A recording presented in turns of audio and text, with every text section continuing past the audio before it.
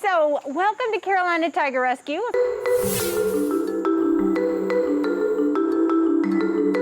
It feels like big cat country in the heart of North Carolina. This is Carolina Tiger Rescue in Pittsboro, Let's go see some animals. the only federally accredited wildcat sanctuary in the state. His name is Capriccio. He's our big boy. A distinction its education director, Katie Cannon, says is important. Unfortunately, sanctuary is thrown around by people who think that that's what people want to hear. But the actual accreditation means a lot. It means that we are providing the utmost care to our animals, that they come first. We do not do any breeding. We do not do any cub petting. Nobody puts their hands on our animals at any point. That includes the staff. All right, let's go see if we can see Raja. What's unique here is that every animal is a rescue. Each beautiful creature has its own heartbreaking story.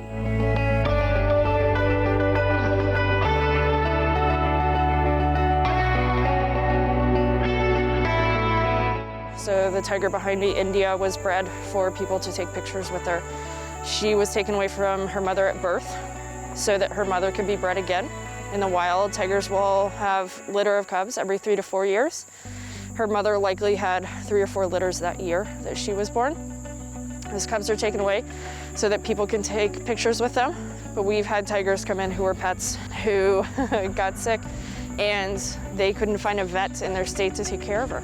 We've had ones who found on the side of the road when they're 6 months old outside of Charlotte. He never should have been on the side of the road. He never should have been in the hands of whoever had him. We don't know how they got there that day. We don't know where they came from, but it's a massive problem. When you hear about places that have animals, you need to ask questions. Education is one way to deal with that, to let people see these majestic and massive creatures up close. They're not our toys. They're big and they're dangerous, and playing with them and loving on them comes at a cost. And that's the mission of this big cat sanctuary, to educate people about the size of these creatures and the responsibility of it all, to allow the public to see these animals in a more natural habitat, left alone to live out their days in peace. We saw a bunch of tigers and ocelots, servals, bobcats. They had a whole bunch of animals, and it was really cool. There's only 3,800 tigers left in the wild, and there are more in captivity in the United States than there are out there. There's over 5,000. So we have to, especially my generation, protect and save the species. Advocates believe this is how to save the species, by showing and sharing and creating understanding from a young age. So my favorite animal was the bobcat, because I have a stuffed animal one at home. We are here to educate and help people understand it's not okay.